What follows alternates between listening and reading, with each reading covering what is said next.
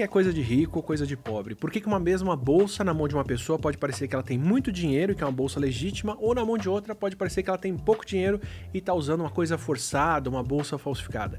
Que tipo de privilégio que a ostentação traz e como que acontece a ostentação à brasileira? O que a gente faz aqui no Brasil para mostrar que tem poder, dinheiro, status familiar que é diferente no resto do mundo? Isso a gente vai discutir aqui no Não Ficção, que é o nosso podcast que traz ciência para o seu dia a dia, sempre conversando com especialistas, com quem entende e domina o assunto, como o Michel Alcoforado, com quem eu vou falar agora, que é antropólogo, PhD especializado em antropologia do consumo, que trabalha com consultorias justamente para agências que são especializadas em pesquisa de mercado, em comportamento do consumidor e em tendências de consumo em geral. Michel também é colunista da CBN e colunista do UOL.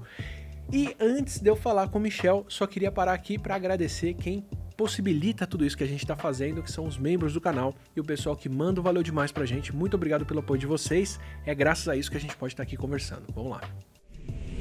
Michel, antes de tudo, muito obrigado pelo privilégio da conversa que a gente vai ter aqui. Eu adorei conhecer o teu trabalho, conhecer você, porque você é um antropólogo moderno. Você estuda hábitos modernos, um antropólogo que estuda consumo. Tenho muita coisa para te perguntar, mas eu queria perguntar antes de tudo, como que você foi parar nisso? Eu fui parar nisso por uma rebeldia. Eu fui fazer meu mestrado na Universidade de Brasília, que era visto como um dos maiores centros do Brasil. E quando cheguei lá, me deparei com o departamento e com os meus colegas, estudando questões indígenas, quilombolas e por aí vai. E eles andavam igual eu andava, né? Era sandalinha de couro, a gente usava aquela bolsinha de congresso do lado, bata, né? Usava umas frases, né? Vamos salvar o mundo, aquela questão toda. E aí eu decidi que aquele assunto era interessante para mim, mas aquilo já tinham falado. Então eu fui pesquisar o Senado primeiro. E depois, no meio do meu mestrado, eu fui fazer uma bolsa, eu tive uma bolsa para estudar na Argentina, um pequeno período, e lá eu descobri que antropólogos trabalhavam fora da academia. Havia uma tradição aqui muito forte no Brasil que tem a ver com a formação da disciplina, sim. Muito ainda preocupada. Mais o UNB, né, Brasília. Isso, muito preocupada em inventar esse país, que foi isso que aconteceu, né? Os cientistas sociais inventaram esse país, que não privilegiava nenhum tipo de trabalho fora da academia, e o trabalho na academia devia estar preocupado com as questões nacionais. E quando eu vi que tinha gente que se valia do conhecimento acadêmico, dos mesmos livros que eu lia lá, para trabalhar para gente que não estava dentro da universidade, eu falei, tem rebeldia aqui de novo, e aí apostei nisso. E caí no consumo. Caí no consumo por acreditar que dentro de uma sociedade marcada pelo vocabulário capitalista, não há possibilidade da gente resolver a vida sem ter crédito e débito. E crédito e débito inventa pessoas, inventa identidade, constrói relações, marca fronteiras, inventa cisões. E isso era quase como se fosse um tubo de ensaio aqui, que é um negócio que você entende a beça. Você olha para consumo, você consegue ver a sociedade borbulhando. Eu estava de olho nisso. E aí caí nessa tribo. E tô nela. Vou mudando de vez em quando de uma tribo para outra, mas meu negócio é tentar entender por que as pessoas se comportam como elas se comportam e por que elas compram o que elas compram e por que elas inventam razões e explicações para dar sentido para coisas que não faz nenhum sentido elas comprarem, né? Para ficar muito claro aqui, a gente podia estar bebendo água num copo de plástico, a gente podia estar vestido de saco de arroz, a gente podia não ter cortado o cabelo ou feito a barba, mas a gente inventa que não dá para vir aqui no teu podcast sem isso tudo. E aí, isso vai movimentando a vida, isso vai movimentando a sociedade, isso faz a gente acordar para trabalhar, isso faz a gente se preocupar com a aposentadoria, isso faz a gente pagar a escola para o filho, para ele se inserir no mercado de trabalho, para ele conseguir em alguma medida pagar, para ele poder também comprar suas coisinhas. E eu falei, tem um troço aqui que eu me preocupo, é isso que eu quero saber. E foi isso que eu fui pesquisando. Estou pesquisando já há uns 15 anos. E, assim, dentro da antropologia clássica, dos estudos antropológicos, da parte que eu já li, geralmente o pessoal vai conviver com um grupo diferente, vai fazer uma análise externa, né? Eu vou chegar numa aldeia, vou chegar num grupo, vou chegar numa civilização diferente e lá você é essa pessoa imparcial que vai observar eles de longe e vai conviver com isso. Eu vejo isso muito, por exemplo, em biologia, como que a gente descobre o que é o estado natural do ser humano, ou como que era a humanidade antes da agricultura ou do capitalismo. Então a gente vai estudar os Maasai lá na África, vamos para a Tanzânia ver esse grupo. Que aldeia que você foi visitar e acompanhar para fazer o seu estudo? As aldeias tradicionais, dessas que a gente imagina que os antropólogos sempre foram e vão, e continuam indo, é verdade, eu nunca fui. Isso talvez seja uma falha aqui no meu currículo, mas li muito sobre. Mas a antropologia, desde o começo do século, de meados do século passado, sobretudo ali pelos anos 70, ela entendeu que a base da disciplina era a diferença. E nós, quando viajávamos quilômetros, enfrentávamos rios, canoas, caravelas para poder chegar em populações distantes e identificar e viver com aquele grupo, identificar como eles viviam, as razões que levavam eles a levar a vida que levavam, a gente estava preocupado com uma coisa fundamental que era a diferença, que a gente lá na academia chama de alteridade. Certo. Né? Que é essa coisa que você olha para alguém que tem 2 braços, 2 pernas, uma cabeça, né, órgão sexual, e a pessoa entende o mundo de uma forma completamente diferente de você. E isso faz com que ela se vista, case, coma, pense de uma forma distinta. Só que a antropologia foi entendendo que a diferença, ela está às vezes muito próxima. Eu não preciso mais viajar. E mais do que isso, essa revolução foi tão importante que a gente entendeu que uma pesquisa antropológica ela não começa mais quando eu pego um avião para ir a determinado lugar, ou um barco. Ela pode começar dentro de mim. Então, toda vez que eu chego num lugar e eu identifico que tem coisas que eu não estou entendendo, tem uma diferença operando ali. E se tem diferença operando, pode fazer antropologia. Isso permitiu que a antropologia brasileira, que é muito sofisticada, está entre as mais sofisticadas do mundo, nos anos 70, um estudante de mestrado em Copacabana, no Rio de Janeiro, Gilberto Velho, morando dentro de um kitnet, fizesse um mestrado, que é Utopia Urbana, que é decisivo, mudou a antropologia brasileira, com vizinho, porque tinha diferença. Como que foi isso? E a pergunta fundamental dele era básico. O que faz alguém sair de um apartamento grande ou sair de uma casa na Zona Norte gigantesca e ir morar dentro de 27 metros quadrados? Como alguém consegue levar uma vida dentro de 27 metros quadrados? A pergunta continua extremamente válida. E agora tá bombando pra caramba esses estúdios, eu acho que ela vai gritar ainda mais, né? E isso mudou, ele vai entender que alguém quando mudava pra Copacabana, começava a lidar com códigos de relação, de própria concepção do que era individualidade, ou a vida com os outros, que numa casa lá na Zona Norte ou no subúrbio não operavam. E isso deu muita antropologia, revolucionou a antropologia. Do mesmo modo, eu quando estava te dizendo que fui pesquisar política, meu incômodo foi básico, assim.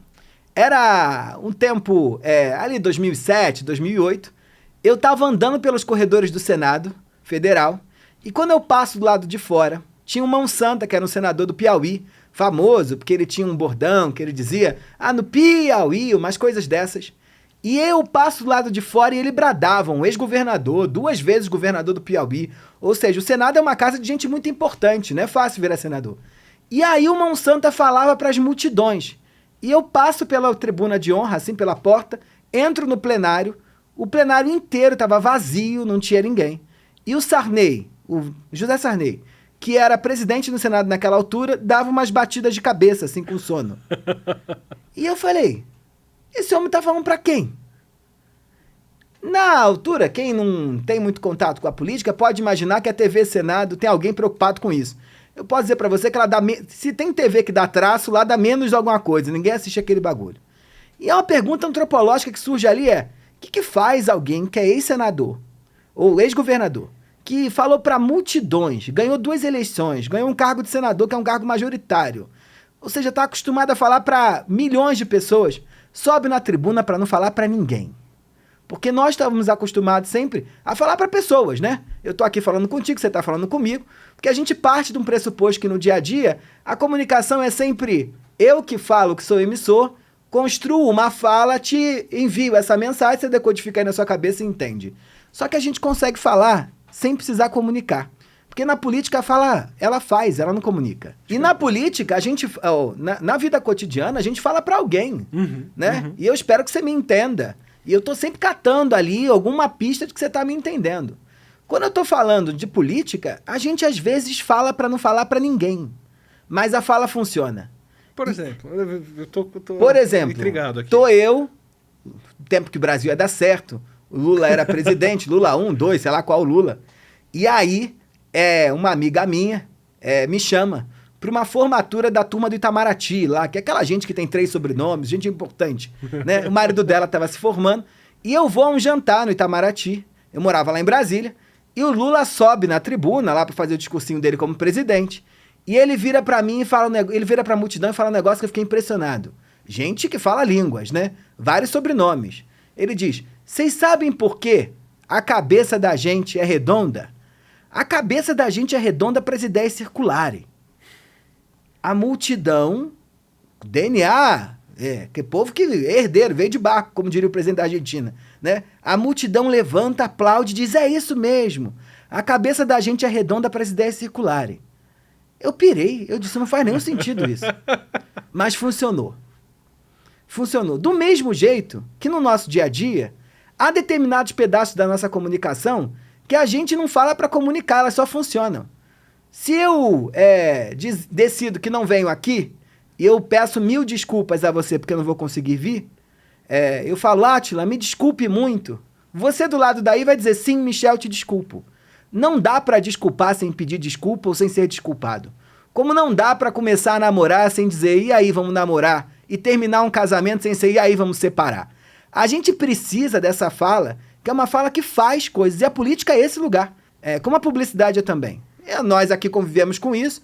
Uma propaganda típica dos anos 90, que foi proibida pelo CONAR, era aquela clássica do compre batom, compre batom. Era 30 segundos no SBT de manhã: compre batom, compre batom. Comunicava o que? Nada, mas você saia de casa igual uma mulinha: compre batom, compre batom. Isso fazia, né? Fazia, como Brastemp, né? Uma Brastemp ou não é uma Brastemp, isso comunica o quê? Nada. Mas isso faz. Você chega na Casa Bahia, na Magalu, sei lá onde, você olha para a loja e você fala: isso é uma Brastemp ou isso não é uma Brastemp. Há essa dimensão importantíssima da nossa comunicação, que é fazendo, né? E nós lidamos com isso também. Eu trabalho lá na rádio, aí vira e mexe, né? Às vezes a pauta é boa, o Brasil ajuda, né? Mas às vezes não tem pauta. Você chega a uma pauta desse tamanho e você tem 20 minutos. É uma aula aquilo ali de oratória. Boa tarde, Michel Alcoforado. E aí? E aí? Né? 20 minutos, às vezes, falam sobre o nada. Comunicando? Nem sempre. Mas fazendo pra cacete. Tá certo. Fazendo. Eu sei, e você, como um grande comunicador, domina isso a beça, né? E tendo controle ou não. Tendo controle ou não. Agora, vários pontos do que você falou. Um deles... por que as pessoas fazem o que fazem, ou que valor que isso tem para elas, né? Por que alguém casa ou não? Quão diferente pode ser o mundo de quem está convivendo perto? Uma das coisas mais marcantes que eu já ouvi, que me despertou essa noção de que é uma outra cultura, eu não sei o que é isso, foi ver um insulto de um político inglês para um primeiro-ministro. Eu não lembro o nome do político agora, mas era um lorde com 15 sobrenomes e 3 títulos antes, que para ofender o primeiro-ministro, ele falou: não, esse cara aí não tem origem nenhuma. Ele teve que comprar os próprios móveis. E eu falei: cara, quantas camadas de tipo... Pô, o que é o... Não é nem se o cara tem dinheiro ou não ali, mas é tipo: a minha família tem 1.200 anos e eu herdei esse castelo e toda essa mobília do ano 400... Enquanto esse cara aí pode ter o dinheiro que for, mas esse dinheiro é novo. E ele teve que sair para comprar a mobília. Aqui pra gente, pô, você poder comprar sua mobília combinando já é um motivo de orgulho enorme. É um sinal de classe média. Então. Quantas camadas tem uma conversa dessa pra gente conseguir entender o que é esse insulto, né? E no que ele tá pegando? E só dá para entender esse insulto na sua profundidade se você faz parte daquele código cultural. O que ele está dizendo é algo que aqui na elite brasileira se reproduz também de um modo ou outro, né? O que ele está dizendo é que tem gente que acorda de manhã, entra na vida, vai ao mercado de trabalho, tendo que se preocupar em que cama dormirá. E tem gente que já nasce em berço de ouro. Eu adoro essa expressão, berço de ouro. Essa expressão berço de ouro, ela é típica da sociedade brasileira e ela é maravilhosa porque ela naturaliza o teu lugar de origem. Fulano que nasceu em berço de ouro, ele nasceu em berço de ouro por acaso. Igual seu filho nasceu na sua casa, o filho dela nasceu na casa dela e por aí vai. Né? E ele nasceu em berço de ouro, ele não tem o que fazer. Nasceu. Sendo que as desigualdades sociais no Brasil, elas são construídas diariamente. por todos nós. Quando eu naturalizo algo que é construído, eu não preciso mudar. E aí tem os estudos de uma socióloga muito importante, que é Elisa Reis, que vai mostrar que desigualdade social está presente em qualquer lugar do mundo, em qualquer sociedade humana, mas nós brasileiros estamos muito acostumados com isso, não fazemos nada para mudar. Porque a gente naturaliza. É assim que a gente fala, né? Ah, por isso que fulano não melhora de vida. Aí alguém não consegue ir para a escola, a gente facilmente diz para ela, não deu, fulano não conseguiu estudar. Não teve as condições para estudar. Como se não fosse um compromisso nosso, enquanto sociedade, trabalhar pesadamente para mudar e gerar essas transformações. Esse negócio que você está falando desse insulto, tem desdobramentos interessantes, e por isso que cada cultura dá para ler esse negócio de uma maneira diferente. Na França, ele teria dito pro inglês, sua família tem chateau? Ou quem é você? A sua família nem um chateau tem. E olha que loucura como os humanos são, né? Sociedade francesa, em 1789, se organizou, quebrou um pau, queimou tudo e cortou disse, a cabeça. Acabou com esse negócio de aristocracia. Aqui a gente vai ser uma república. Os caras até hoje conservam sinais de nobreza dentro do cotidiano. Ter um chateau, que é um castelo antigo, que se herdou da sua família, é um sinal claríssimo. Eu fiz pesquisa na França e uma vez eu cheguei na sala de aula, no curso que estava fazendo, chegou uma moça atrasada. E essa moça que estava atrasada era Marie Constance de Sangly de France. Sim. Ela tinha 2 sobrenomes com partícula du, que é chique pra chuchu.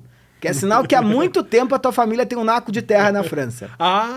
Porque você é de alguma coisa. Então você é do reinado. Ninguém mais sabe mais os reinados, mas você sabe que se a fulana é de alguma coisa, ela é de algum reinado. É como ser de Bragança, isso tem a ver com o reinado. Isso, é chiquérrimo. Então ela tinha 2, não era um só não. Era muito chique. Ela tinha um nome Marie Constance.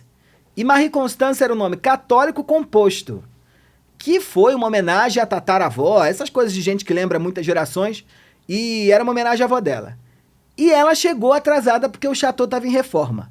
Quando essa mulher entrou, eu, que não era daquela cultura, não entendi tanta referência, né? Ou reverência a ela. Não entendi porque que as pessoas estavam tão submissas, né? Quase abaixando a cabeça e prestando a ela uma homenagem pelo seu status nobre.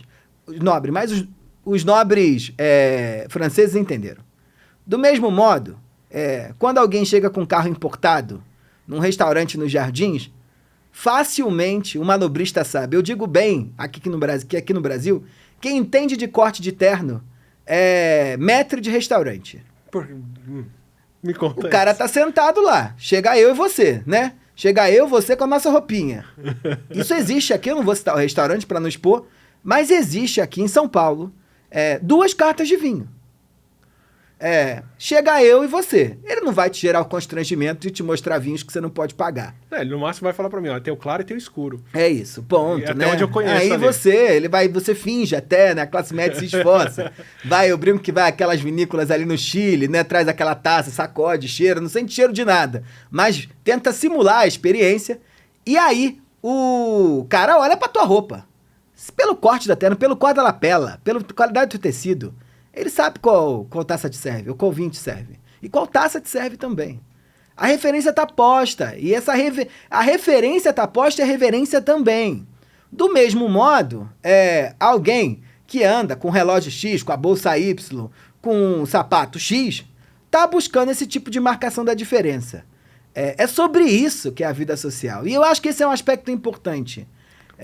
A gente precisa entender os códigos para fazer parte da vida. Nem que vocês o neguem, assim. Você pode negar, mas você tem que saber o que está em jogo para poder transitar pela vida social. Deixa eu aproveitar esse gancho, então. Como alguém que o consumo gira em torno, eu estou presumindo aqui, senão a gente para agora, que muito do consumo gira em torno de ostentação. Não necessariamente ostentar riqueza, mas ostentar um símbolo, valores, mostrar que você pertence ou não àquilo, né? Desde a opção da pessoa usar uma coisa de marca até ela falar, não uso marca não, eu não... Ostentar ou não também é um ostentar. De onde vem isso? Assim? Isso tem que valor num bicho social como o nosso? Como nós somos? Eu diria que não é o consumo que fala de ostentação. A busca por uma certa ostentação faz parte da vida social como um todo. Certo. A nossa vida enquanto humanos, e aí nesse momento não interessa a cultura, porque em qualquer cultura humana, há uma disputa e uma batalha gigantesca pela marcação da diferença. Não há sociedade humana sem diferença.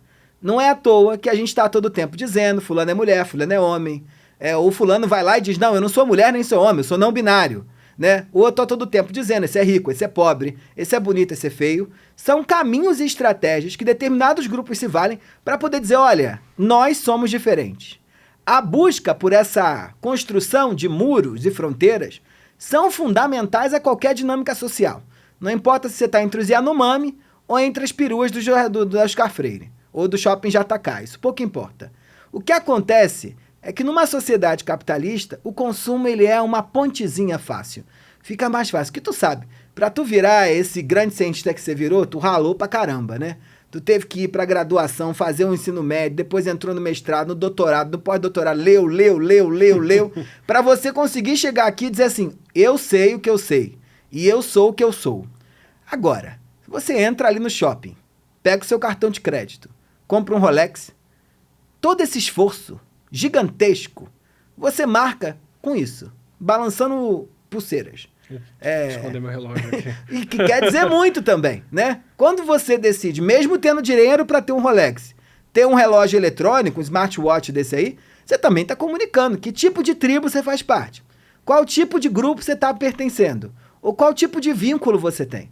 E olha, posso te dizer que agora entre a elite paulistana e a elite carioca, é mais chique, né? Ter um relógio smartwatch, porque mostra um controle do corpo, uma preocupação com o consumo de calorias, sim. com a performance do aparelho biológico. Se você acorda às 5 da manhã, porque é o valor da manhã, se você dorme, toma banho gelado, toma banho frio, banho quente, se agasalha, não agasalha. Isso tudo mostra uma preocupação com esse corpo enquanto máquina, o que também é um elemento de diferenciação. Sim. Então, a busca pela diferença faz parte da sociedade.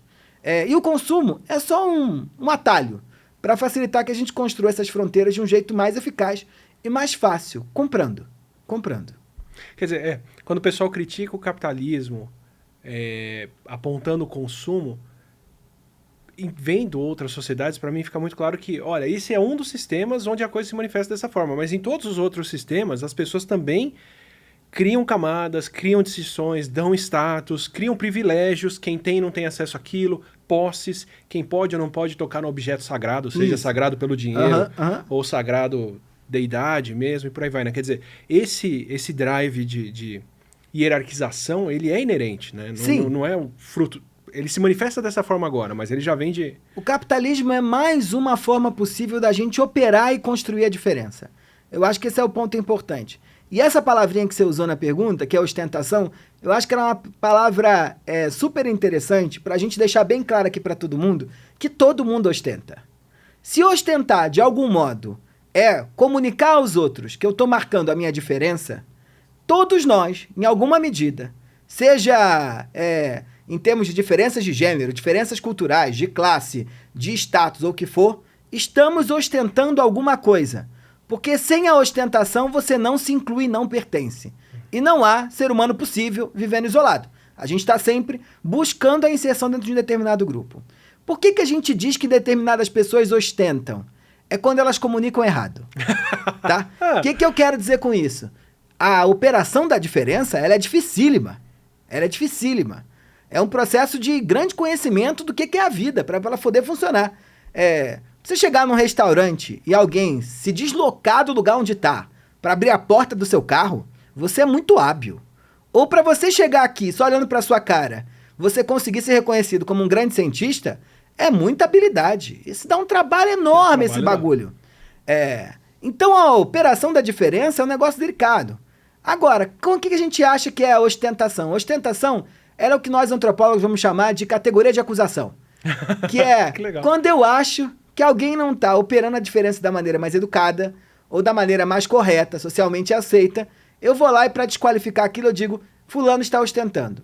E aí é interessante porque nessa hora, em geral, a gente privilegia alguns tipos de marcação da diferença em detrimento de outras. Então ninguém acha que rico tradicional ostenta.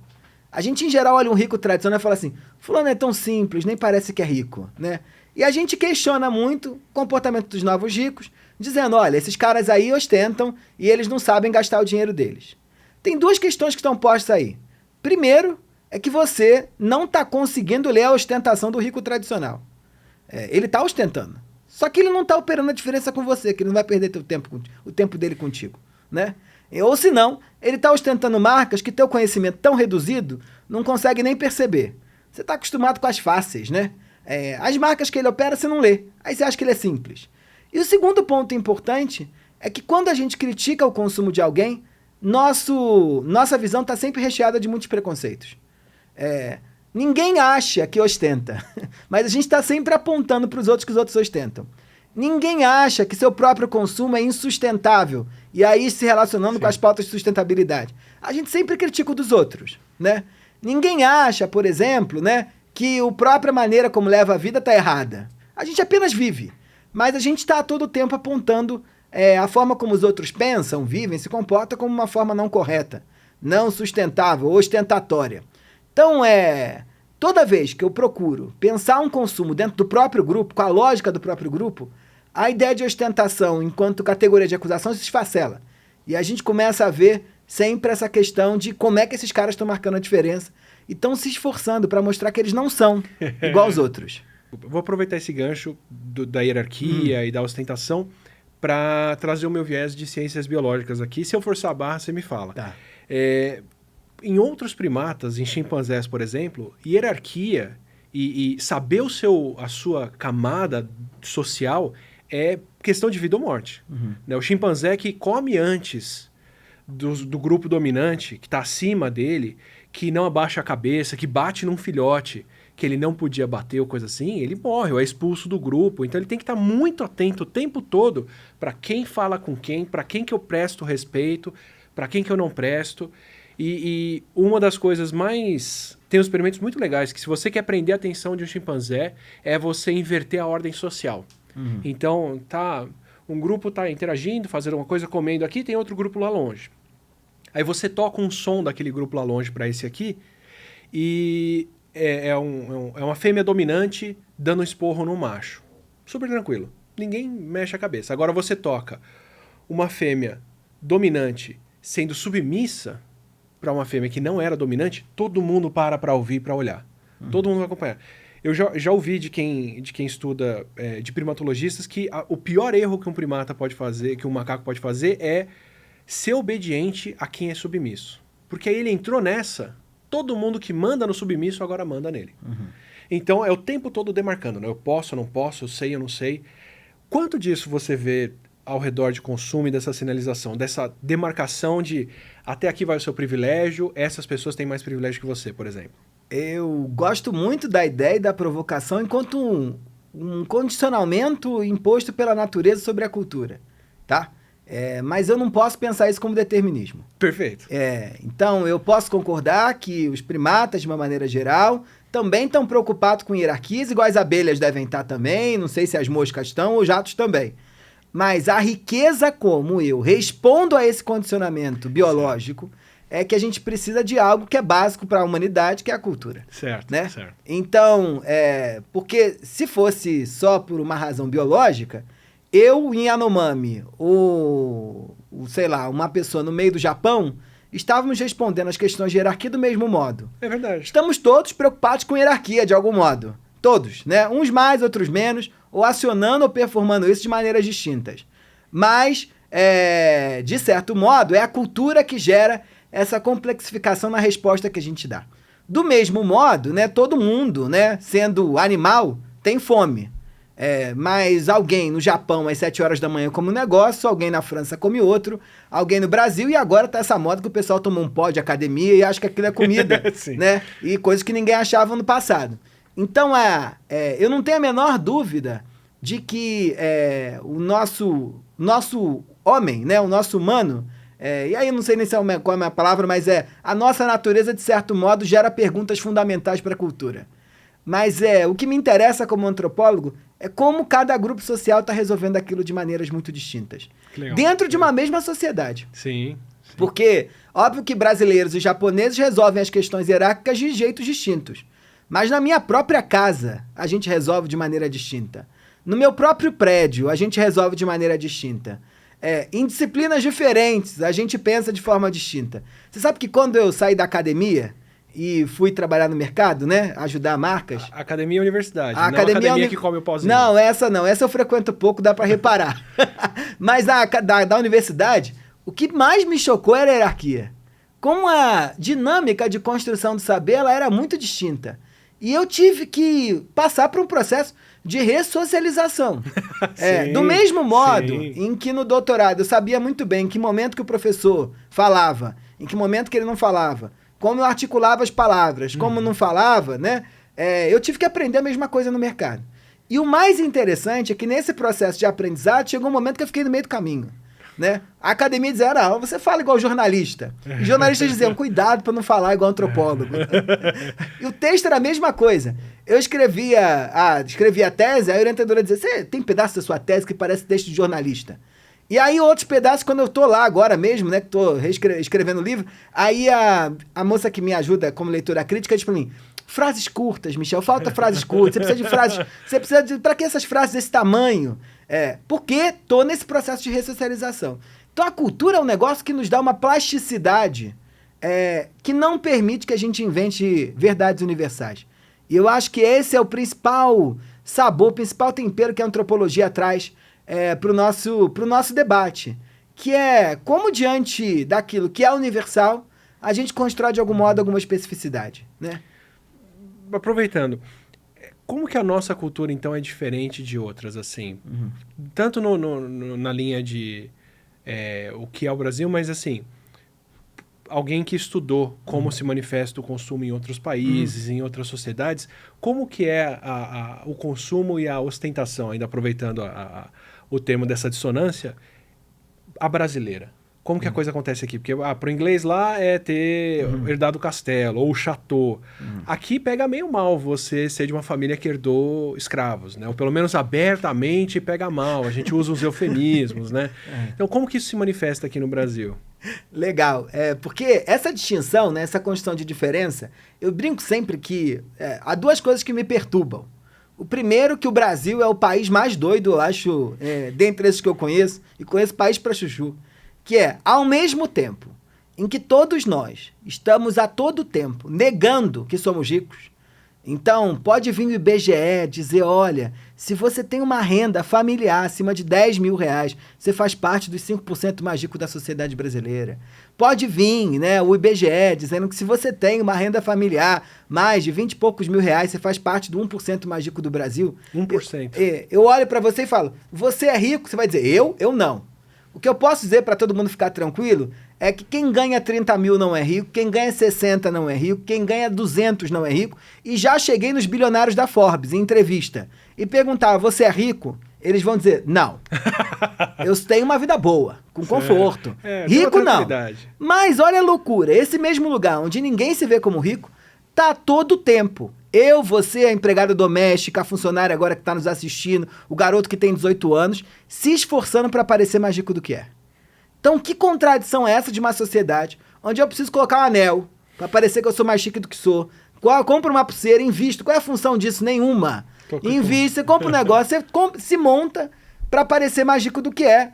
Quando alguém te pergunta se você é rico, você diz não. Esse negócio é tão importante no Brasil que é típico nas casas de família brasileira e qualquer classe social, quando tem espaço, né? Que próximo à porta você tem um espelho comprido. Sim. Que é o último look que você olha antes de ir à rua.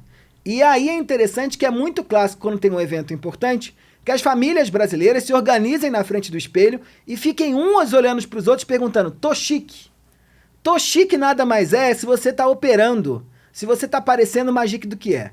Hoje eu tô chique, porque eu tô parecendo mais rico do que sou. Tem dia que eu não tô, tem dia que eu tô normal, né? Então isso é muito importante.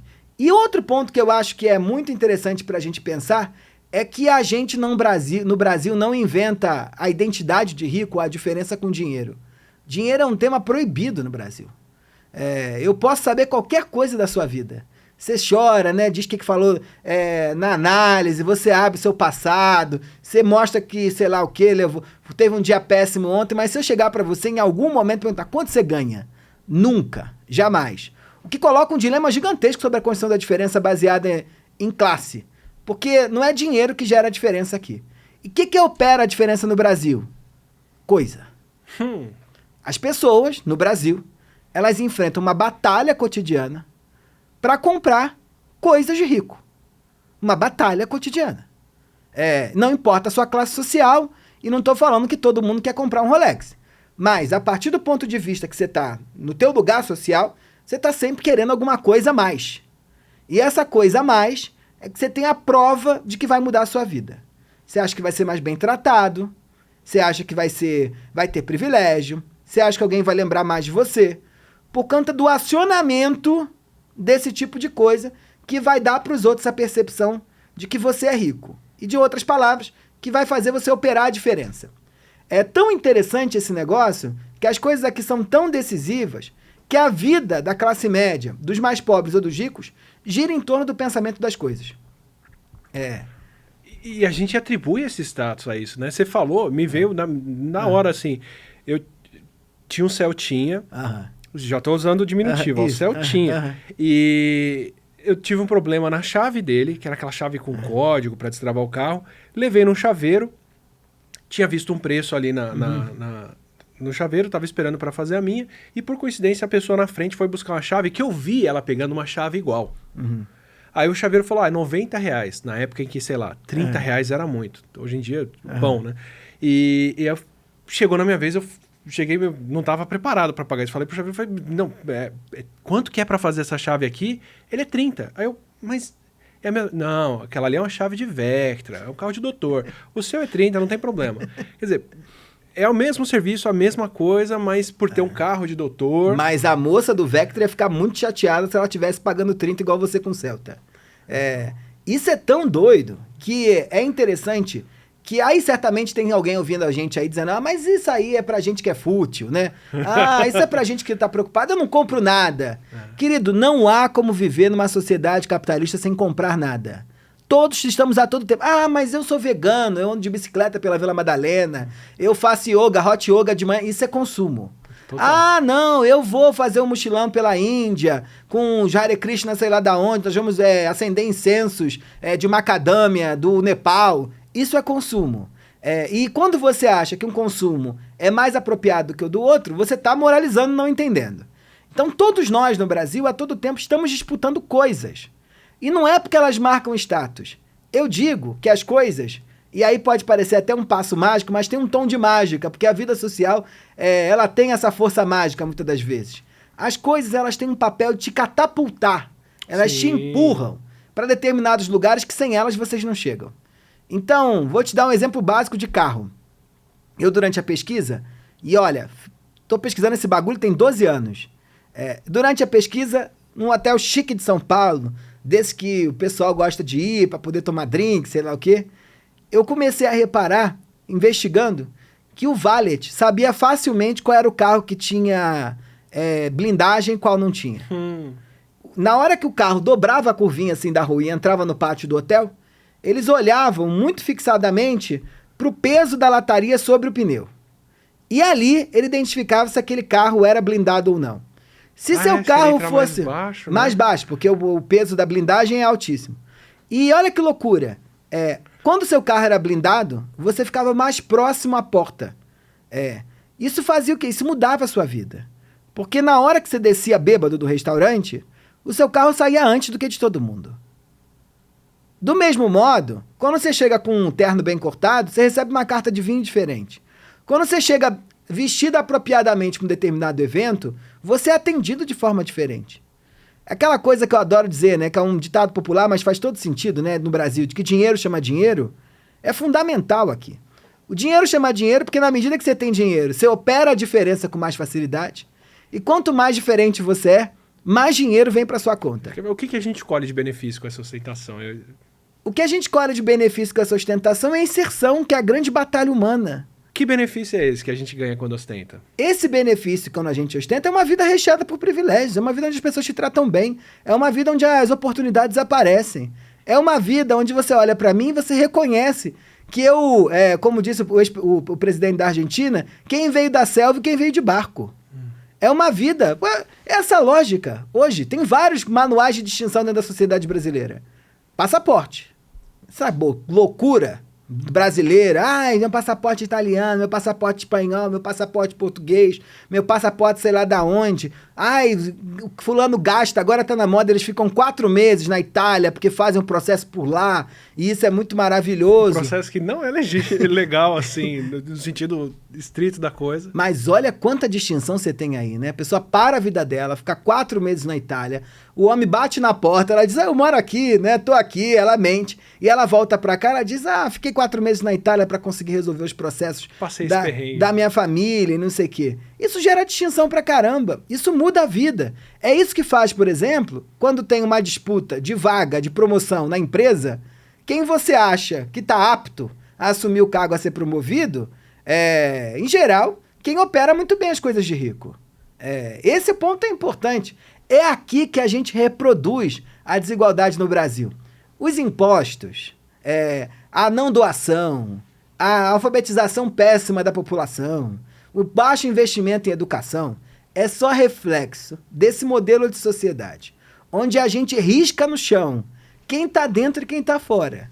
E quem tá dentro rala pra cacete pra não sair, e é um esforço simbólico de entendimento do que tá no jogo, e quem tá fora dá uma vida pra entrar.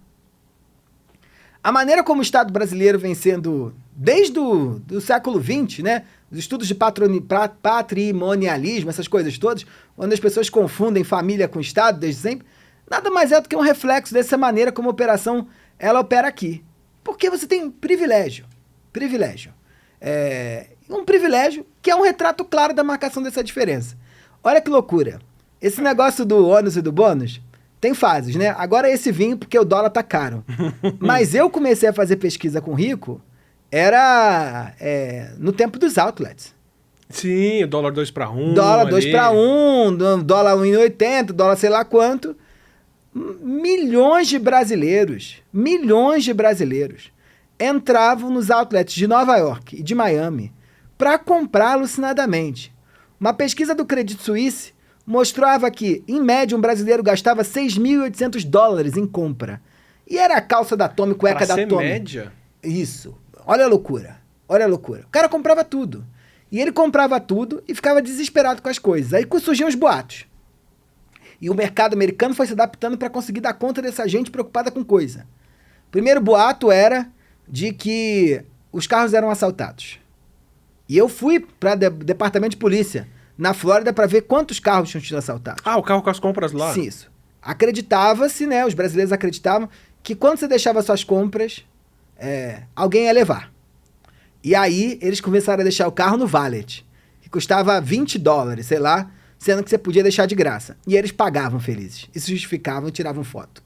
Um outro ponto era no hotel, né? Os hotéis roubam as coisas também, aí as malas eram amarradas e não sei o quê. E o terceiro ponto maravilhoso é que a gente vai ver o desdobramento diário, é a guerra dos brasileiros com bagagem de mão dentro do avião. Sim. Nenhum lugar tem isso, né? E na fronteira, né? Na hora de passar. Estão desesperados, né? A tia quer trazer tudo dela junto com ela, agarrado nela, né? Se pudesse vir abraçada na mala, ela vinha. Isso revela o quê? Revela uma neurose? Pode ser. Mas revela uma sociedade onde o apego às coisas é decisivo. Minimalismo não deu certo aqui. Não. Marie Kondo. Marie Kondo, coitada. As pessoas compram pra dizer que conhecem. Mas não deu certo. Aqui é a lógica do maximalismo, entuxa. E vambora. Eu já vi ciclos da coisa perder o sinal, o status dela. Do tipo, apareceu uma marca nova que só tem nos Estados Unidos, a marca não veio pro Brasil, então traz. Camiseta da marca, não sei o quê, porque você só consegue comprar lá, então enquanto você tiver aquela camiseta, ou você ou alguém próximo trouxe aquilo. Aí o negócio fica, né, o apelo aparece, aí ou a marca vem pro Brasil, ou o pessoal começa a falsificar. Eu achava roupa de surf assim, a rodo perto da Galeria Pagé, lá no centro de São Paulo, por R$5 a camiseta, que era 130 na loja do shopping. Mas aí todo mundo agora, no trem, no metrô, no ônibus, tem a camiseta daquela marca, tem aquele símbolo, aí ela perde a graça. Agora vamos para a próxima marca. Olha que loucura. Essa centralidade das coisas na invenção da diferença no Brasil é tão importante que ela mobiliza a nossa vida. Não só na aquisição, mas também no cuidado. Sim. Eu brinco que para as coisas de rico funcionarem, a gente precisa ter 3 dimensões que são decisivas. Primeira delas é que você tem que usar alguma coisa que os outros sejam capazes de ler. Então, Certo, eu certo. uso, sei lá, uma camisa da Lacoste. Se Tem que ter um você sinal. não sabe, se não tem o jacaré, você não vai ler, ela não opera. Se o jacaré é muito pequeno, também não serve. Eu me lembro que eu fazia pesquisa sobre cópia na 25 de março e eu chegava em lojas onde as camisas falsas da Lacoste tinham um jacaré desse tamanho, em silk colado. Fantástico. E eu perguntava pro cara, por que isso? Ele disse, porra, o cara compra essa porra por causa do jacaré, por que a porra do jacaré é desse tamanho? Tem que ser o jacaré de ponta a ponta. Que é genial, né? Então precisa ser lido. Tem um outro evento que eu adoro também contar, que tem uma máfia de Rolexes, né? Em São Paulo, em geral nos bairros onde os executivos vão mais, onde o cara tá com Rolex no restaurante, ele entra no carro, no próximo sinal ele é assaltado. Deram azar de assaltar um procurador, inclusive, que desmantelou uma dessas. E aí tem esse negócio. E eu me lembro que uma vez uma amiga minha estava andando comigo pelos jardins e ela tinha um Rolex e o cara para a gente e ele grita, Madame, passa o Rolex. Eu amei, porque eu falei, meu Deus, o cara olhou de longe, viu que era um Rolex e ele não disse passa o relógio, ele falou passa o Rolex. E madame, né? Madame. E aí, maravilhoso, ela vai, passa o Rolex e chora, porque é Rolex de vovó, de vovô, não comprou, né? Não, mas a gente se preocupou em comprar. E eu pergunto pra ela, e aí, vai ficar sem relógio? Vai comprar outro Rolex? Ela disse, não, eu vou comprar um Cartier agora. Porque bandido não conhece Cartier. Porque não lê. Então a gente tem que controlar quando é que a coisa funciona. Há um segundo ponto que isso mobiliza as elites brasileiras, que é a coisa ela não pode estar gasta. O que é isso? Na medida em que gente que não é gente como eu quero ser, começa a usar um produto... é o lance da escassez, né? Automaticamente, aquele troço começa a ficar gasto. E aí, quando começa a ficar gasto, não serve mais pra mim. Gostei, o gasto aí não é o gasto de financeiro, desgaste. é o gasto de desgaste. Mas é um desgaste social, né? Isso. É tipo o nome ficando comum, né? Isso, exatamente. Os nomes também são estratégia de diferenciação importantíssima no Brasil, né? Você tem um filho aí, Enzo, Kenzo, essas coisas, já passou da classe média, né? Se for mais novo, então, já tá muito gasto. Já tá muito gasto, já não é mais de classe média. Porque agora é o filho da classe média, chama Irene, né? Chama João, né? Ou João Guilherme. Já fez a volta e o nome que era cíclico. gasto agora é escasso. Isso. E o povo lá em cima tá de olho. Porque na escola, quando fizeram a chamada do teu filho, você sabe, né? Quem nasceu no Jardim Europa ou quem nasceu na Anália Franco. Tá claro. Com nome. Na hora que você recebe, sei lá, um chefe, tem gente que já nasce com o nome de chefe. E tem gente que não, né? Revela. Então os caras estão muito atentos a essa coisa do gasto. E o terceiro ponto que é muito difícil também, que eu brinco que things come together. Você tem que comprar o bagulho e saber usar ele de forma apropriada. É verdade, é verdade. Fazendo uma pausa na conversa aqui, não para você consumir, mas para lembrar você de assinar o canal para receber os próximos episódios do Não Ficção e os próximos vídeos regulares do canal. E para quem já é inscrito, pense em talvez se tornar um membro ou mandar um valeu demais pra gente, que essa ajuda faz muita diferença por aqui. Tem uma cena que me marca muito, eu acho que é de Bastardos Inglórios, onde o cara é um espião. Eu não lembro se é um espião inglês vivendo na Alemanha ou um espião alemão vivendo na Inglaterra. Me marca muito a cena do restaurante, que tá todo mundo conversando, o disfarce dele tá funcionando 100%. Aí alguém fala, quantas você vai querer ou quantas pessoas são? E ele fala 3. E num país se faz 3 assim, e no outro é assim. E essa mãozinha, só o 3 do cara já entregou, acabou, caiu a máscara ali. Quer dizer, um deslize fora do seu personagem, já fica muito claro que você tá vestindo uma casaca. Claro, né? E olha, isso é perversíssimo, né? Eu brinco sempre que não adianta você ter dinheiro para comprar uma bolsa Louis Vuitton verdadeira. Se você... E eu só ouvi no campo, tá? Não é da minha cabeça. Ouvi uma mulher dizer, se eu vejo alguém com uma bolsa Louis Vuitton verdadeira, pode estar com o número de série, pode estar com a nota fiscal comprada na Champs-Élysées, na loja da Louis Vuitton. Na estação da Sé, às 5 da manhã, a bolsa automaticamente fica falsa. Eu tive uma vez uma aluna que eu fazia um negócio que não se pode fazer nos dias de hoje, porque agora é bullying, e tem toda razão, não deveria fazer. Mas vou aqui confessar. Eu deixava os alunos chegarem atrasados, mas eu fazia o bullying do atraso, que era fazer uma análise de moda de quem entrava. E aí era sempre um lugar muito divertido, todo mundo ria junto. E uma vez chegou uma aluna minha, que ela chegou com uma bolsa Louis Vuitton. E eu falei, essa sua bolsa é falsa, hein? que ela ficou horrorizada, ela no meio da aula, ela tirou uma nota fiscal plastificada, e ela disse, é por isso, plastificada, óbvio, que nenhuma nota fiscal aguenta. E ela me provou, disse, professor, é por isso que eu ando com a minha nota fiscal. E ela rindo, brincando, não foi uma briga.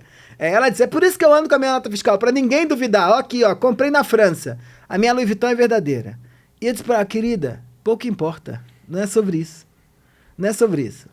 É sobre a capacidade que você tem de sustentar de maneira adequada, no contexto perfeito, as marcas que você carrega. E aí, isso é muito perverso com quem é de fora. Porque você coloca, né, sobre o indivíduo que tem capacidade de comprar coisas de rico, às vezes ele não tem o tempo de aprender como é que as usa.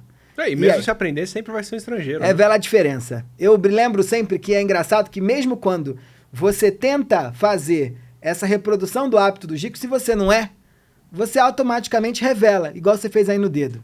Comecei essa pesquisa em Miami, com um evento que eu vi de 2 brasileiros emergentes que arrumam uma briga na imigração da sociedade do aeroporto de Miami.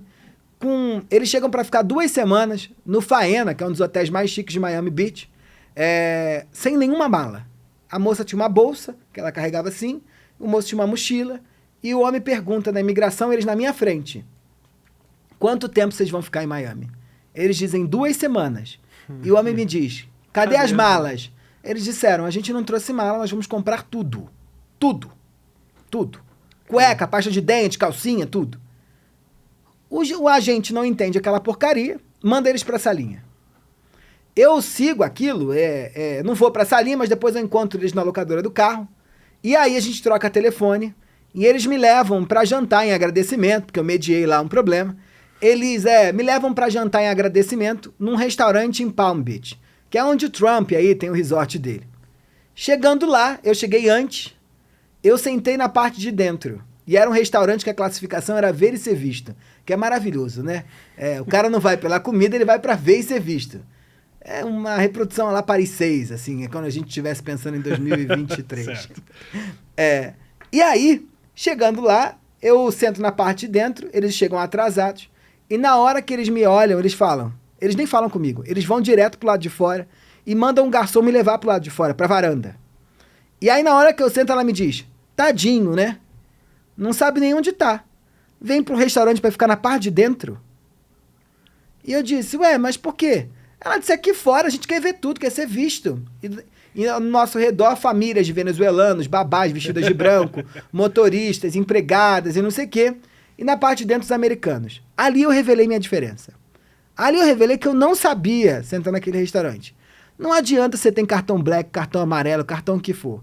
A forma como você segura a bolsa, a forma como você se posiciona à mesa, a forma como você pega nos talheres, a forma como você usa as palavras, como nomeia seus filhos, como fala com o chefe, como trata o porteiro, determinam esse lugar social, que é quase como se fossem muros que vão sendo levantados ou pontes que vão sendo içadas no teu jogo social. E para facilitar a vida, a gente precisa de mais ponte do que muro. Então, quando você maneja bem, uma pessoa que é rica e reconhecida como rica, ela tem mais pontes do que muro. E ela batalha, tá? Porque parece que é fácil, fulano nasceu. É um exercício diário para conseguir conquistar essas pontes. Vou te dar um exemplo. Eu entrevistei muitos bilionários em São Paulo. E uma dessas moças, né, casada com um importante bilionário brasileiro, ela me mostrou, junto com a assistente dela, a quantidade de presentes que ela compra por mês, para os amigos. Com presentes por mês? Sim. Todos os dias alguém faz... Você conhece também, né? Todo dia você conhece alguém que faz aniversário. O que você que a classe média faz? Caga. É o que tá no pra máximo, fazer. Se for muito teu amigo, você manda um bilhetinho. Tu não vai morrer aí, querido. Tu não vai longe, não. Não vai subir, né? O que você precisa para chegar lá na lista da Forbes? Você precisa ter um assistente, e é um assistente necessário, porque é impossível. Uma assistente que diz para você, na hora que começa março, os aniversários de março são esses. O que nós vamos mandar para cada um? Às vezes 3 aniversários no mesmo dia. O que a gente vai mandar para cada um? E ali você faz uma classificação de quem merece uma mensagem de WhatsApp, de quem merece um arranjo com uma carta escrita à mão e de quem merece presente.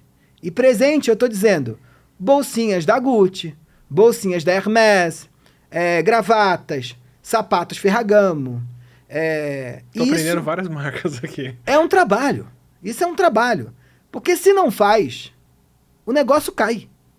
Os amigos não te chamam mais. Isso é um trabalho. E a graça da antropologia é essa.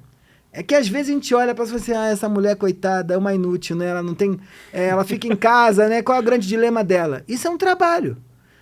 Para poder se manter no mesmo lugar. Sim, às vezes viabilizando a carreira do marido, ou claro, dele, ou quem vai dar empréstimo ou investir nas coisas dele. É por isso que isso é um trabalho.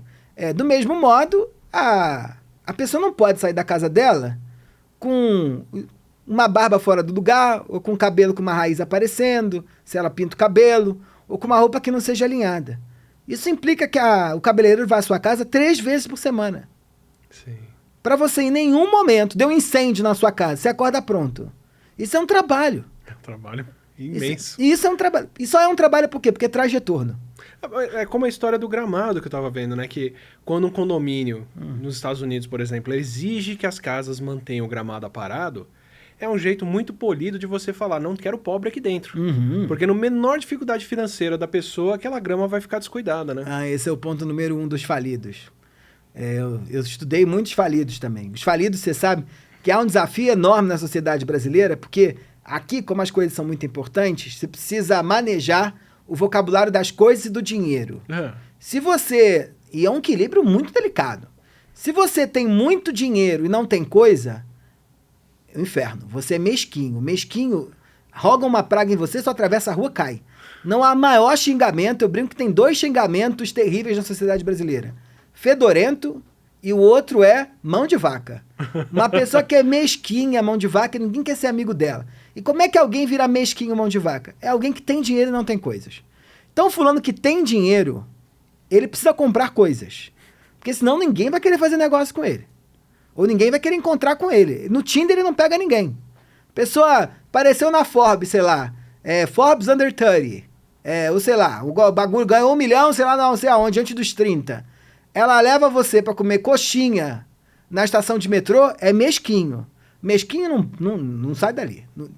Agora, quando você tem as coisas, mas não tem dinheiro, você tem 2 caminhos. Ou você é metido a besta, e o metido a besta também é um negócio que a gente acha meio ridículo, que é o fulano que se mata para ter as coisas e não ter dinheiro. Mas você pode ser um falido. É o Porsche Panamera com o pneu careca, Isso. É o falido. Falido, tadinho. Falido, eu fui em muitas casas de falido aqui em São Paulo e tem sinais claros. Chega na casa de um falido, no Morumbi, o cara não consegue vender aquela casa porque ninguém compra, o valor não é nem próximo do que ele pagou, que ele herdou, mas ele se mantém lá naquela casa, enorme, pagando 60 mil reais de IPTU. Mas ele tá lá. Mas ele não tem dinheiro para bancar o jardim, primeiro ponto. Jardim zoado é sinal claro de que o fulano é falido. Não é à toa que casa de rico, quando contrata paisagista, ela contrata junto quase 2 jardineiros. Porque manter aquele jardim com uma cara de que ele sempre teve ali... Tem que ser um status honesto, né? Querido, isso ali tem que ser um trabalho muito, muito delicado. Então os caras gastam uma fortuna para manter um ambiente onde pareça que tudo estava ali. Os móveis estavam lá, o jardim estava lá, a casa sempre esteve ali... Tudo sempre esteve ali. Mas tá fresco. Isso, né? Então esse é um ponto importante. Isso é um trabalho. Segundo ponto, piscina. Chegou na casa de alguém, querida, a piscina tá vazia. Pessoa que esvazia a piscina, põe aquela tela em cima, sabe? É pra poupar, porque tá inverno. Gente que não põe... Gente que tem dinheiro não se preocupa com isso. Vai estar a piscina aquecida no inverno. Vai estar, tá preocupado não. Terceiro ponto importante, pintura. Porque casa de rico, em geral, ou é muito branca ou tem cor muito forte. O que dos 2 lados cobram uma manutenção gigantesca. Pareceu uma infiltração, pata de cachorro, sabe? Que roçou sei lá onde. É um sinal de que o cara tá falindo. É tipo carrão amassado, né? É isso, carrão amassado. É tipo carrão extra vintage andando na rua. Porque rico tem carro vintage. Mas ele não sai na rua. Fica lá na garagem. Se tu tá andando com essas Mercedes, igual a gente vê em São Paulo, falando uma Mercedes, né? Muito antiga, em movimento, não é afetivo, né? Ele tá precisando daquele carro para ir ao mercado. Então, esse negócio é sinal claro dos falidos. Os falidos, eles são centrais dentro da economia brasileira, porque assim, eles retratam de maneira muito clara o apego que a gente tem às coisas. O fulano não abre mão. Primeiro ponto para você ver, que da casa são mais visíveis. Mas a primeira batalha que uma família que foi rica começa a ter na medida que entra numa fase de decadência é o barco.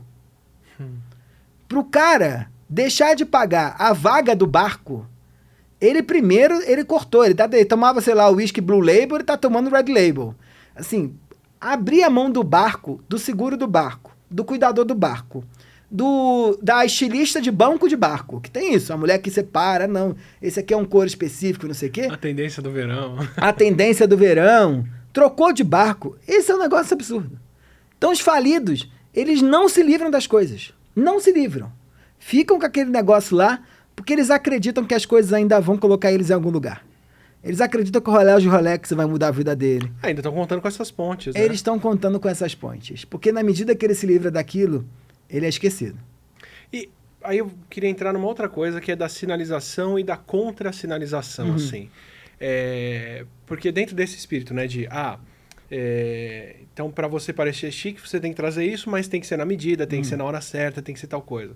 É que nem a história da cárie, que numa sociedade muito pobre, você ter cárie significa que você é rico, porque você pode comer doce. E já numa sociedade minimamente bem, você ter cárie é sinal de que você é pobre, porque você pode comer doce, mas não pode pagar o tratamento dentário. Quando a gente vê o pessoal, por exemplo, seguindo hábitos de ricos, né? Que horas que a pessoa acorda, quando que ela trabalha, quando que ela faz isso, aquilo, fulano joga golfe ou não sei o quê. Elas não podem estar, às vezes, se inspirando ou tentando seguir sinais que, na verdade, são contraprodutivos, tipo, golfe, por exemplo. Vou já tá rotulando aqui golfe de ostentação, mas para você jogar uma partida de golfe, você tem que ter várias horas do seu dia disponíveis para fazer aquilo. Para alguém rico, para mim, olha, eu tenho tanto tempo e tanta gente cuidando das minhas coisas que eu posso passar meu dia aqui fazendo isso. Para alguém que quer ser rico, fazer a mesma coisa é o pior, porque a pessoa está desperdiçando um tempo que ela podia estar fazendo outras coisas. Ou chegar atrasado na festa, né, que é super chique, mas é chique para quem todo mundo na festa já conhece. A gente tem esse lance de, tipo, sinais que as pessoas dão como riqueza e que para um grupo que não está na mesma camada de privilégio, são contraprodutivos e mesmo assim a gente imita? A gente imita sempre. A mimética é um elemento fundamental do aprendizado social, e quando a gente está falando de distinção de classe, é mais do que nunca importante. E é fundamental. Eu brinco sempre que para a gente ser alguma coisa, você tem que contar para os outros primeiro que você é. Nesse empreendimento, né? Às vezes a tua estratégia de muito sucesso, às vezes é muito fracassada. Então, o cara que começa a jogar golfe, mesmo sem ter dinheiro para bancar o golfe, ele tem a expectativa que o dia ele tenha. E ele faz isso esperando que a diferença opere. Só que isso é um território muito turbulento, né? A chance de dar ruim é gigantesca. E tu sabe por quê?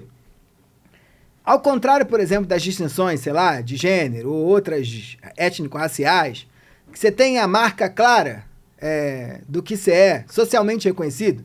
Então, eu sou um homem negro, porque eu tenho mais melanina na minha pele, sou lido como tal e vivo toda a batalha de alguém que a riqueza, desde que a gente terminou com a aristocracia, não tem nada claro, definido, que te diga que a partir de um determinado momento você é. Eu digo sempre que a pobreza, ela é facilmente aferível. Todo mundo que vive com menos de $1, segundo a ONU, vive uma situação abaixo da linha da pobreza. Mas ninguém diz o quanto você precisa para ser considerado rico. Isso varia. Então essa gente, eles têm uma batalha cotidiana de provar para os outros o que eles são, ou seja, serem reconhecidos como tais, sem poder dizer. Ainda mais aqui que a gente não pode falar de Ainda renda, mais né? aqui. Então é um negócio dificílimo. E nesse lugar tem sempre caminhos escabrosos aí, né? Difíceis, né? Você anda sempre numa areia movediça. Às vezes tem pedra embaixo, às vezes você afunda. E todo mundo vive isso. Todo mundo. Quantas vezes a gente já saiu achando que ia lacrar, sabe assim? Tava fazendo um sucesso do caramba, com a roupa nova que tu comprou, chegou lá, tu errou o contexto, né? Outro dia a gente foi ver um negócio desse, amei. Foi convidado para um jantar. Eu estava acostumado a ir na casa da minha amiga, um dia normal, a gente ia lá na beira da piscina. E ela tinha mais 50 e poucos anos assim, vem de uma outra geração. Um dia, eu nunca tinha ido em São Paulo num negócio desse. Um dia ela deu um jantar para uns amigos. E eu fui convidado. achei que eu ia encontrar a mesma casa da hora do almoço, que eu vou no domingo na piscina. Não, era um jantar burguês clássico aqui. E aí no jantar burguês, é meia luz na sala, né? Os móveis estão todos organizados, as empregadas estão de uniforme, todo mundo passou no salão antes, então ela estava com cabelo, maquiada, um vestido preto, de traços assimétricos. E eu cheguei com a minha roupinha de domingo à tarde. Eu já tinha ido na casa dela à noite. Ficou claro que eu estava fora de contexto, né? Isso é difícil a beça. Isso é muito difícil. Só eu estava fora de contexto porque só eu não estava acostumado a ser convidado para aquele tipo de jantar. Então essa batalha é uma batalha diária, difícil a beça, porque a gente está sempre agindo sem saber se vai ter eficácia na nossa ação. Então é tateando de olho fechado. Numa guerra. Quanto disso você vê aqui no Brasil ser é feito à base de pessoas? No seguinte sentido, quando eu fui trabalhar nos Estados Unidos, a grande conquista do meu chefe lá foi que ele e a esposa agora tinham um salário que era autossuficiente para eles poderem ter babá para os filhos. Então tinham 3 babás, $7.500.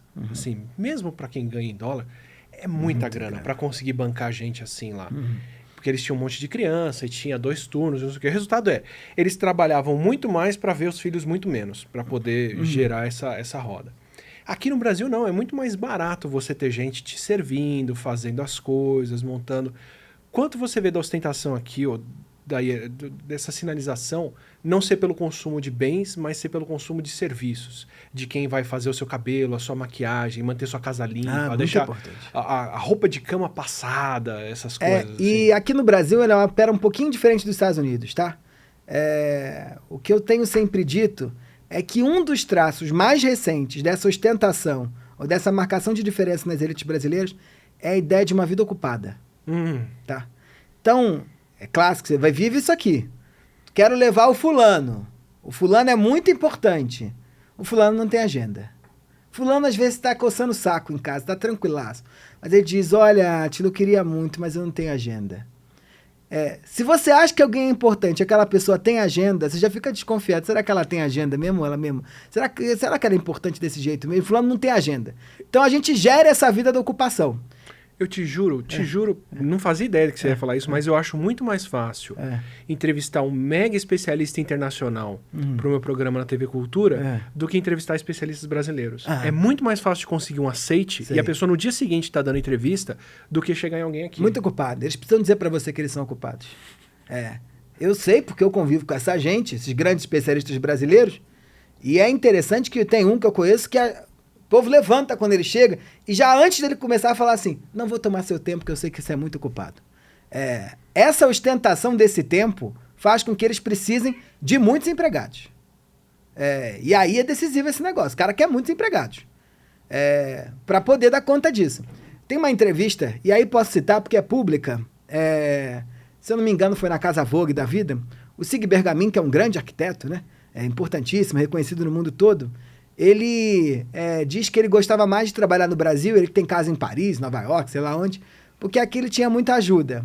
E muita ajuda são os empregados, para dar tempo para ele criar, não se preocupar com as coisas cotidianas. Outro elemento importante que é decisivo aqui é a secretária. A secretária, se você tem uma secretária, é um sinal claro de que você é muito ocupado. Aconteceu uma vez que dei uma entrevista no Valor Econômico, e aí a entrevista deu certo, e um grande empresário de uma consultoria enorme, queria marcar uma entrevista comigo sobre a minha entrevista, uma conversa comigo sobre a minha entrevista. E ele me mandou uma mensagem pelo meu WhatsApp, pedindo que eu pedisse à minha secretária que falasse com a secretária dele. E eu falei, eu não tenho secretária. A conversa não foi pra frente. Eu não estava à altura. Eu não estava à altura. Agora, então a coisa é da lógica do ocupado. Mas eu fui para a Índia agora, fiz pesquisa com a elite da Índia. Na Índia, ter muitos empregados é um elemento importantíssimo na tua diferenciação e marcação de classe. Porque traz junto disso um vocabulário religioso. Então os brahmanes, que são as castas mais altas, né? E aí falando aqui de maneira estereotipada, mas pelo discurso religioso, os brahmanes, lá na novela Caminho das Índias, era isso. O cara que tem, em geral, um cuidado mais intelectual, tem uma profissão ligada a isso. Deus, né? Isso, exatamente. Eles têm uma série de proibições religiosas que não deixam eles comerem determinadas comidas, tocarem determinadas coisas, viverem uma vida mundana. Mas ele está no mundo. O que ele precisa? De empregados. Então, uma casa com muitos empregados, na Índia as casas têm 12 empregados, família de classe média. A minha amiga, a gente foi agora para um casamento, é um garoto que era advogadozinho de escritório. Ele tinha um motorista e um cozinheiro. E uma empregada. Todos os dias eu ficava chocado. É no apartamento de 2 quartos, tá? Em Delhi. Todos os dias ia um cozinheiro, que ia na parte da manhã, fazia o almoço, voltava na parte da tarde e fazia o jantar. Todos os dias. Sem feriados. E o motorista, porque ele não ia dirigir pelas ruas de Delhi, né? Quanto que a gente tem de incentivo para manter uma desigualdade social que libera essa mão de obra barata assim? Zero. A gente não vai liberar nunca. Só se o Brasil virar outra coisa. Boa parte da convulsão social que nós estamos vivendo nos últimos 10 anos vem por conta de uma gente que saiu do lugar e foi assumir outros lugares. Isso gerou uma grande crise identitária nas camadas médias e nas elites. Eles acordaram de manhã, como a típica coluna da Danusa Leão, dizendo: não vou mais a Paris. O porteiro vai. Ou igual o Paulo Guedes. Que história é essa de empregado ir na Disney? Garanto que ela não vai mais. O problema, ela não irá. O problema não é tanto eu estou convivendo com a empregada que está indo na Disney. Isso aí é default. O problema é, se eu estou há gerações indo à Disney, onde eu irei agora? Que é a preocupação agora que a gente está vendo, né? Os empresários dizendo: e os ricos, vocês vão preocupar com a gente que hora? Então, a grande dilema que a gente enfrenta aqui, que eu acho que é um dilema estrutural, cultural estrutural, é que, na medida em que você inclui pessoas, você bagunça os muros que alinhavaram a construção dessa sociedade. Isso coloca as pessoas numa crise. Que horas ela volta? É isso, né? Ué, como assim? A filha da empregada estuda na Unicamp arquitetura e o meu filho que estou nesse apartamento, nessa casa maravilhosa aqui de 2 andares, não passa. A pessoa não entende. Ela não entende perspectiva de futuro, ela não entende o que é o presente, ela não consegue fazer plano. Por isso que eu acho que o debate da desigualdade no Brasil, ele vai demorar muito mais do que 2, 3 gerações, assim. Vai ser na marreta. Porque se for pelo processo social, dando consciência, igual a gente tem visto agora, o pessoal se reúne no Largo do São Francisco, vão abraçar o Largo do São Francisco, pela democracia, pela inclusão, o fulano vai lá, se mobiliza no grupo da escola, monta uma cartinha, que no Brasil a gente adora carta, né? Porque carta não funciona. Eu sou contra isso. Na hora que boto gente estranha pra dentro, estranha com muitas aspas aí, gente de fora, né, estrangeira nessa medida, pra dentro, a gente não aceita. Eu li no outro dia uma frase que eu amei, assim, que serve pra desigualdade, mas serve pra racismo também, que é uma pauta que eu gosto muito de pensar. Que é, melhor coisa pra você ser antirracista é aceitar perder um privilégio. Aí não dá. Tu mobiliza, né? Aí tu prefere lutar pelos pets, né? Ou deixar de ser veganos. Essa que é a questão, assim. Quando eu vou aceitar que pra resolver a desigualdade, eu vou ter que perder. A gente é a favor do livro. Inclusive a esquerda progressista, tá? Meus amigos, né? Tô lá, todo dia. Todo mundo antirracista, todo mundo racista pra caramba. Todo mundo a favor da inclusão da empregada, todo mundo paga um salário desse pra empregada. Todo mundo muito preocupado com uma escola diferente, pagando uma fortuna pro filho aprender robótica com 2 anos. Todo mundo muito preocupado com o Brasil, mas não concebe viajar dentro do país. Pra eles, vai viajar pra onde? Esse ano não vou viajar, não. Vou passar minhas férias, sei lá, em Gostoso. Em Gostoso não é viagem? Não, vou só aqui em Gostoso.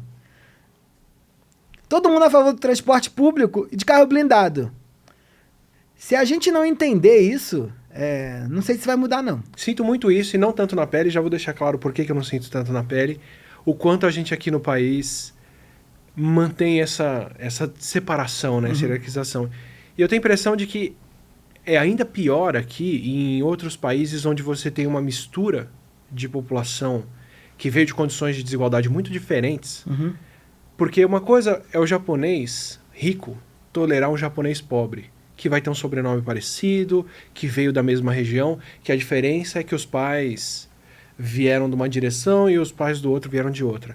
Agora aqui não, né? A gente tem um fenótipo. A gente bate o olho na pessoa e você já sabe se, ou já pode presumir se ela vem da hierarquia de quem foi dono ou de quem foi posse, né? Um do outro. Então, quando eu falo que eu sinto, mas não sinto muito na pele, minha família tem uma mistura louca que eu nem faço ideia. Fui fazer teste genético, tenho DNA de indígena, mas visualmente aqui eu sou caucasiano. Então, não passo pelos julgamentos Tu sabe que outros lugares eu passaria. Vou ser polêmico, hein? Eu não fiz DNA desses e nem vou fazer. Porque eu acho cafonérrimo alguém que está em 2023 dizendo porque nós somos italianos, minha família é italiana, eu sou gordo porque minha família é italiana, ou sou sei lá o quê porque minha família é alemã, eu falo com a mão porque minha família é italiana. Cafonérrimo isso. Do mesmo modo que eu acho para quem não sabe de onde veio, por conta de uma lógica escravocrata que apagou as nossas identidades e de uma política gigantesca de branquecimento, acho cafonérrimo também dizer que eu vim do Congo. Porque o que essa cultura aqui tem de muito diferente de qualquer outro lugar é uma capacidade ímpar de juntar e misturar de tal forma onde todo mundo, não importa se é judeu, se é católico, se veio há 2 gerações ou 3 gerações da Itália, a gente vira um negócio que é brasileiro. Sim. Agora, não posso cair na lógica de achar que só porque isso aqui inventa um brasileiro, que isso aqui não é racista, que isso aqui não é produtor de diferença, que isso aqui oferece oportunidade para quem tem uma cara e não tem uma outra. Então, que a batalha que a gente tem que ter é para a invenção desse Brasil. Tal como a gente foi capaz de inventar na teoria. Eu tenho dito isso e repetido assim. O que a gente precisa dar conta de fazer é a tal da democracia racial virar realidade. O problema é que ela foi vendida como real quando ela não era.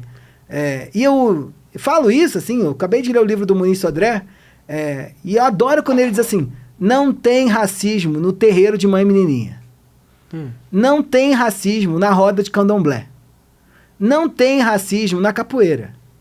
Não tem por quê? Porque ali, né, as pessoas se sentem parte, independente da origem étnico-racial delas. É esse o Brasil que a gente tem que inventar para todo lugar. Agora, não adianta ter só na roda do candomblé e na hora do emprego não tem. E é isso que a gente precisa inventar. Então, se eu vim do Congo, da Guiné-Bissau, isso não muda nada, porque eu sou brasileiro. E o que eu quero é ter o mesmo direito enquanto brasileiro como qualquer outra pessoa que tenha vindo porque o vovô saiu da Itália, da Sicília, da Espanha, de Saquarema, sei lá da onde, chegou aqui e se acha mais importante do que os outros por conta disso. A nossa batalha tem que ser por um lugar que eu acho que nós temos potencialidade de inventar, que é um lugar que é o Brasil do carnaval, né? Eu tenho dito isso, toda vez que passa um carnaval eu falo, gente, a gente devia abandonar um projeto de nação e virar um país do carnaval. Você vira biólogo, estudioso, cientista do carnaval, eu viro antropólogo do carnaval, ele vira a câmera do carnaval, a luz vira a luz para carnaval. A gente ia ser um lugar muito melhor. O drama e o desespero que a gente enfrenta na quarta-feira de cinzas é porque a gente tem que voltar a lidar com um conjunto de hierarquias que a gente não consegue conceber mais estrutura da vida social brasileira. A gente tem que ser capaz de produzir um lugar que seja um lugar onde a gente seja respeitado pela nossa individualidade. E, ao mesmo tempo, a gente se apoia numa coletividade, que é isso que o carnaval tem. Eu fui a uns blocos aí nesse carnaval, eu falei, Deus é brasileiro mesmo. Porque em qualquer outro lugar do mundo, peguei um charanga do França, por acaso, né? Porque eu não sabia que era aquilo. Sabe aquele negócio? Vamos no charanga do França. Peguei um charanga do França, Santa Cecília, uma rua estreita dessa, um troço sem som, porque é hipster, né? E aí hipsters não querem usar tecnologia, né? Eles estão usando máscara de escrever e o bloco deles não tem som. Aí peguei um negócio desse, maravilhoso. Putz, você olha ali e fala, isso aqui é o Brasil. Era tanta gente que eu falei, se fosse em qualquer outro lugar do mundo, a física faria sentido e certamente ia ter caso, um grande acidente aqui, uma tragédia horrorosa. Não. O bloco vai indo, as pessoas vão assumindo o lugar delas, elas vão abrindo um espaço onde não tem espaço, elas vão lidando com as próprias ambições na sua individualidade. O bloco vira curva. Se bota um físico da USP lá, o cara não entende como aquilo é possível. O bloco vira curva. E a coletividade é que permite isso. Isso é o Brasil. Isso pouco importa de onde a gente veio. Eu acho que o caminho é isso. Se a gente talvez estivesse apagando as origens de todo mundo, não só de alguns que foram forçados a apagar, a gente ia viver num país melhor. Se a gente estivesse apagando as origens no cotidiano, se eu estivesse muito preocupado, coisas cafonérrimas aqui, tá? Eu acho cafonérrimo essa coisa que aparece no jornal, fulano é antropólogo pela USP. Se for por UNB, ninguém diz. Se for pela UFRJ, ninguém diz. Se for só pela USP. Isso é cafonérrimo. A USP é uma universidade que a gente tem que ter muito orgulho. Mas não é a única universidade que presta nesse país e em alguns cursos não é melhor. Nem de longe. Mas tá lá. Fulano coloca, o jornal coloca, a Folha de São Paulo coloca. Fulano não sei o que lá da USP. Isso é cafona.